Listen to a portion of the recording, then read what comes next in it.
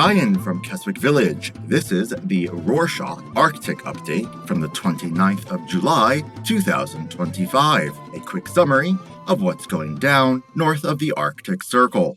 This week kicks off the Russian Navy and what they're doing in Norway. On Wednesday, the 23rd, the Russian Defense Ministry announced the beginning of major Navy drills involving more than 150 vessels and 15,000 military personnel in the Pacific and Arctic Oceans, lasting until Sunday, the 27th. While the drills themselves aren't new, what is different this time is where in the Arctic they are taking place. On the 23rd, the Defense Ministry announced that its live fire drills will take place in a danger area. Only half of it is in Russian waters, with the other half located in Norwegian waters. This means that this week, Russian warships fired live ammunition within Norwegian territory in an escalation of political tensions in the far north. There's conflict for Alaskan schools, too. On Thursday, the 24th, news agency, the Alaska Beacon, reported that schools in the state are at risk of losing over $80 million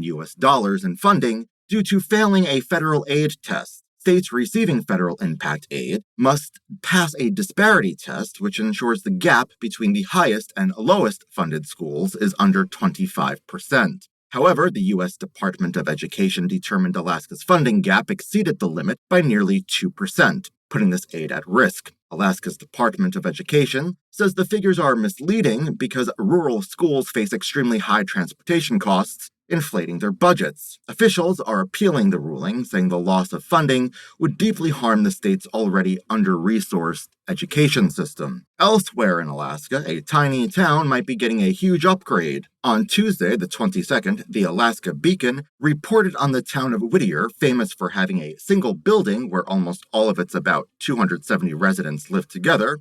Although tiny Whittier is a hub for marine traffic due to its deep water port, the town gets quickly overwhelmed by the visiting year-round, which hit almost 300,000 marine vessels calling port in 2019. Therefore, local officials are now studying the best ways to improve life in the town while allowing its valuable deep port to grow. To learn more about this unique town, take a look at the link in the show notes.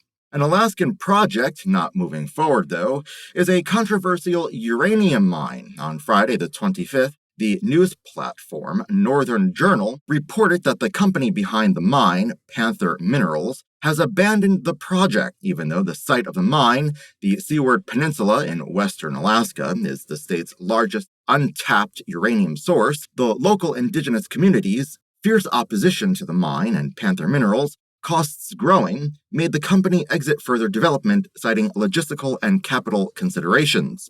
While another company could possibly resume the project, the huge cost involved in setting up a uranium mine in remote Alaska means locals can celebrate their win against mining for the foreseeable future. The largest indigenous community of the Arctic, the Inuit, has a big political win to celebrate. On Wednesday, the 23rd, Canadian news agency Cabin Radio wrote that the Inuit Circumpolar Council has been upgraded to permanent consultative status at the International Maritime Organization. According to the Inuit Council, this full status upgrade means that Inuit communities across the Arctic can now advocate directly on issues that affect their communities, lands, and waters instead of lobbying via their national government. With shipping in the Arctic accelerating rapidly and largely within the Inuit territory, it seems right that those who live in the north finally have a direct say in the future of their northern seas. Speaking of Inuit, on Thursday the 24th, Mark Carney, the Canadian Prime Minister, visited Inuvik in the Northwest Territories to meet Inuit leaders regarding his plans to fast-track major infrastructure projects across Canada. Carney's plans include transformational projects in the Arctic, such as deep water port in Nunavut. Inuit leaders have expressed concern that these plans violate Native treaties regarding the right for Indigenous communities to have the final say on what gets built on their lands. However, Carney has assured the Inuit leaders that he will honor the partnerships made to ensure the Native peoples of Canada have control over their futures, to the relief of the gathered Indigenous leaders. The Northern Territories of Canada have economic news to celebrate. On Tuesday, the 27th, PJ Akiago, the premier of Nunavut, announced that his territory, the Yukon and the Northwest Territories, have signed an agreement with the province of Ontario to remove trade and employment barriers between the regions.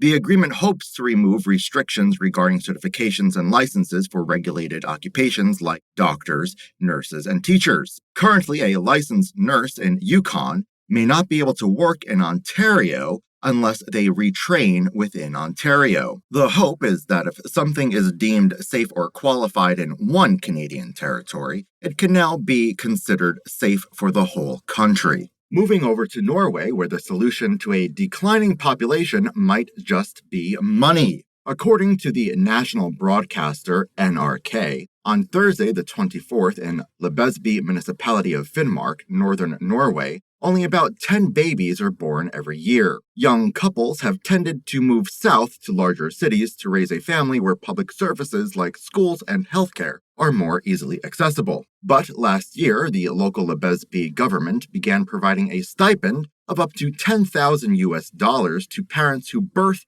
and raise their children in the region. As a result, in 2025, there are expected to be 15 new births, a 50% increase on the average birth rate. Meanwhile, Norway's Sami community has a more musical future on its hands. On Friday the 25th, the Norwegian Sami parliament announced that it is supporting 8 musical projects with funding of about $130,000. The chosen projects include releases of traditional and modern music with accompanying music videos and funding to send the singer Katrina Baruch to international music events to spread Sami culture internationally. The parliament believes that music is one of the most effective methods of keeping Sami culture from disappearing, and that these projects will keep traditions alive. The future isn't looking bright for many Icelandic birds, though. The Icelandic Institute of Natural History has released its update to the National Endangered Bird Species list, the first update since 2018.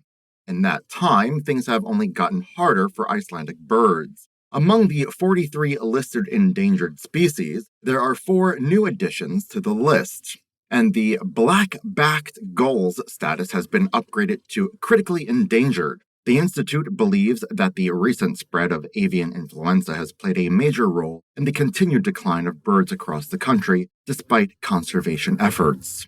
To take your mind off bad news, there's a groundbreaking Arctic video game in the works. Greenlandic newspaper Sermatsiak interviewed Mark Fusing-Rosbach, a Inuit filmmaker, on Tuesday the 24th about his efforts to create the first ever Greenlandic video game.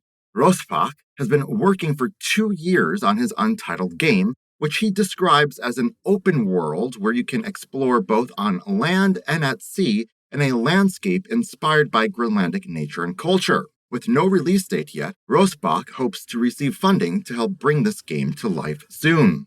Finally, one of the most defining features of the far north is the midnight sun, that time in summer when the sun never dips below the horizon. But according to the Finnish Amateur Astronomy Association, Finland's northernmost town of Utoski will be getting 2 hours of darkness in the early hours of Tuesday the 29th. Over the next few weeks, the rest of the Arctic will follow and welcome their dark skies, bringing the 2025 midnight sun season to a close. And that's it for this week. Thank you for joining us. Want to pass along an episode? Go to www.rorschach.com/Arctic and download any of the shows as MP3 files. Link in the show notes. Farvel.